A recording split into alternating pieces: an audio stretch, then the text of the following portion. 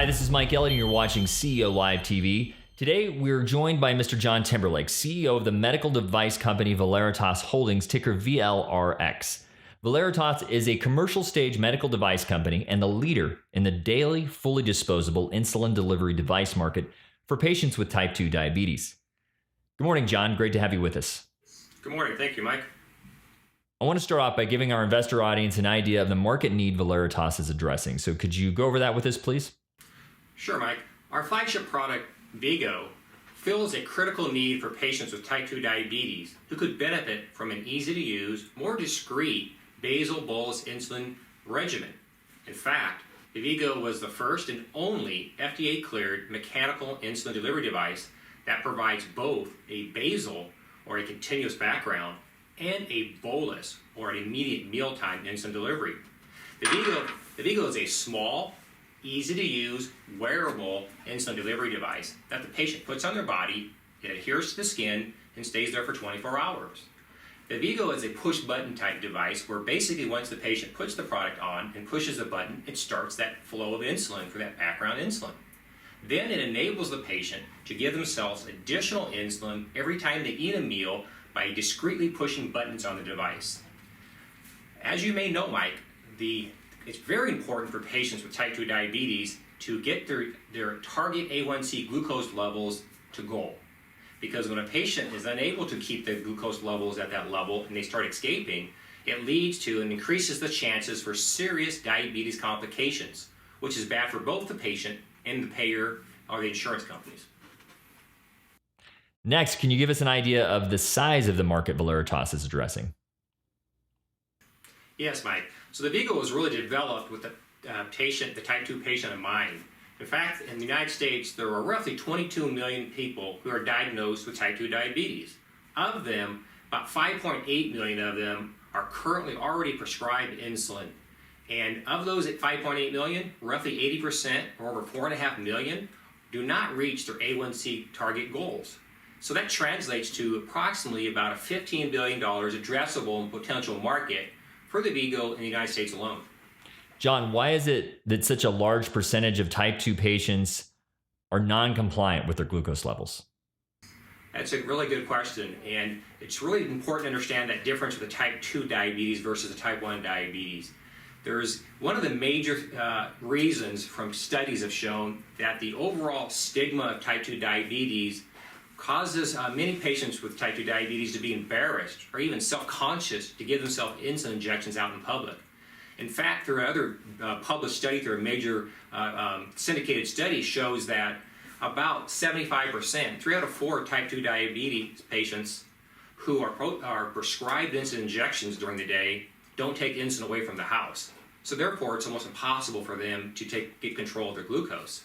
So that's one of the major reasons. I think the other reasons is the overall inconvenience of trying to take insulin with products like this, having to carry insulin supplies for those patients at the current regimens of injection therapy. So the V-Go, being a wearable insulin delivery device, really addresses both those two major issues. It's a product the patient can put on, they can leave the house, and they have all the insulin they need for the next 24 hours, and they can very simply, and discreetly give themselves insulin whatever they eat.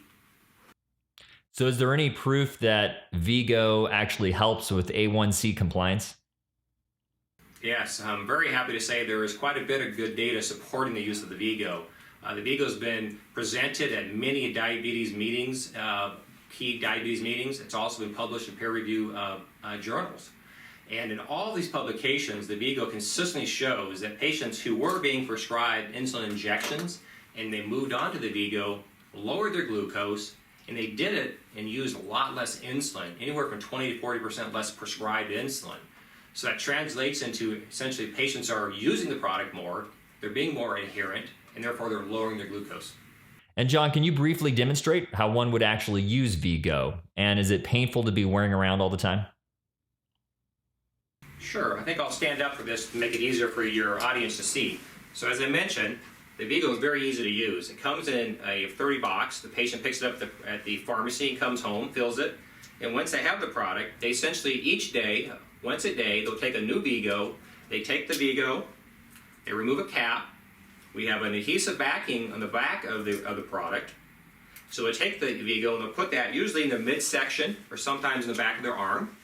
They'll put that on their body, and when they put it on their body, then they'll push a button straight in. That's the button we talked about. Once they push that button straight in, it is now beginning to deliver insulin. And we use a stainless steel, very small micro needle. The patients don't even feel when it goes in. You asked about that, because number one, they've never seen the needle, because it's on them before they push the button in. And then the needle, which is very hard to see, actually can move. And as I describe it, is once it goes into the body, it actually can rotate in 360, which we call the floating needle. So patients never see it, and we never see a complaint of it. We've had over 10 million patient days of therapy with the product, and we have very few complaints at all of anybody feeling the product. Once the product is now on, the beauty of the product, as I mentioned, they're out about, they're at work, they're maybe at a restaurant, and they want to give themselves insulin when they eat. We have two buttons on the device. The patient pushes the button, it enables it to deliver himself mealtime insulin. And we actually teach the patients to do so many clicks every time they eat. And the beauty of the product is they can do that right through the shirt. As you can see that I can give myself the insulin right through the shirt. So it's very, very easy to use. They go about their day, they sleep, they can shower, they can work, they can exercise. And then the next day when they wake up, they can take the device off by basically using a button on the top while they're still wearing it. The needle has gone back into the device. It cannot be redeployed. They peel it off like a bandage and they throw it away in their normal trash. So it's actually better for the environment because we're not putting syringes and needles out into the environment, which happens. What can you tell us about the cost for type 2 patients and any existing reimbursement insurance coverage? Sure, it's also very important. As I mentioned, we really did design the product for the patient with type 2 diabetes. So unlike a lot of medical devices and electronic insulin delivery devices, which are basically go through a lot of steps to get approved and then reimbursed for the patient, that also usually those type of products have high deductibles and co-insurance. The Vigo, because it is a single-use, fully disposable, it's actually reimbursed more like a drug. In fact, 95% of all the product last several years have been dispensed and picked up by patients at the retail pharmacy or mail order pharmacy. In fact, the product has great coverage for both commercial as well as Medicare, where it's actually covered, again, like a drug under Medicare Part D. So what that means and translates to both the patient and payer is that the cost of using a Vigo to deliver your basal bolus insulin is about neutral or equivalent to a patient using 2 different insulin pens on a monthly basis, and assuming the patient uses the same amount of insulin, can be less neutral or less costly to the payer system. So Vigo sounds like an incredible product with an enormous untapped market. Let's turn to the business aspects. Give us a brief history of the company and when you became a public company. So Valeritas became a public company through an APO transaction this May of 2016, where the company also simultaneously raised $25 million in a common stock only private placement at $5 a share. And after that transaction, that brings our total invested capital inflows for the company since inception to over $380 million. And our largest shareholder today now is CRG, a premier healthcare fund, which now owns about 75% of the company.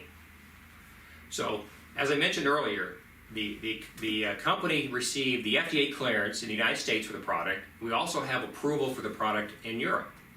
We launched and introduced the product in the United States in the summer of 2012 with a small sales team, and we slowly built out that sales team so that in 2013 through 2015, we averaged about 64 sales representatives.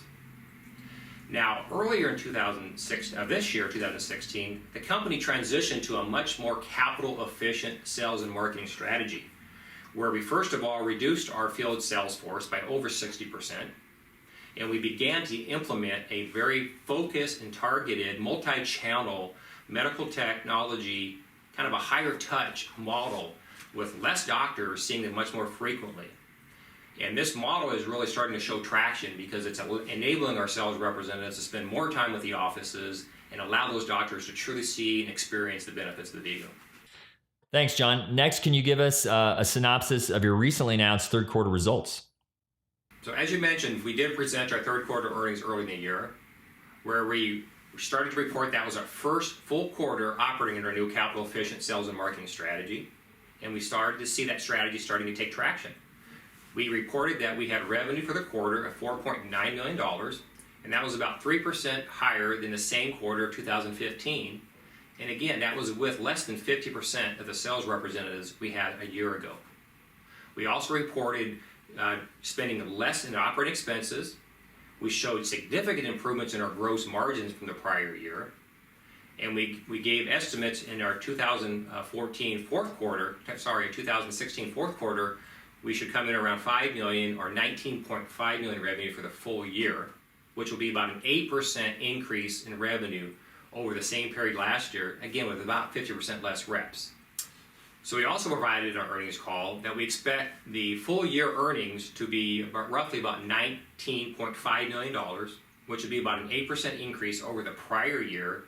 Again, that's with 50% less of the sales representatives. We also noted that we expect to return to double-digit revenue growth in 2017. And it's also important to note that our volume, our cost of goods, and our gross margins, we expect significant improvements in the future years because they are heavily dependent on our volume. And we have expectations that we could get to 80% gross margins when we get to full capacity scale of the company. That's all the questions we had for today. Is there anything else investors should know right now about Valeritas Holdings? Well, Mike, I think I just probably like to say that because we just recently went public through that APO transaction, I think we're largely still unknown to many investors.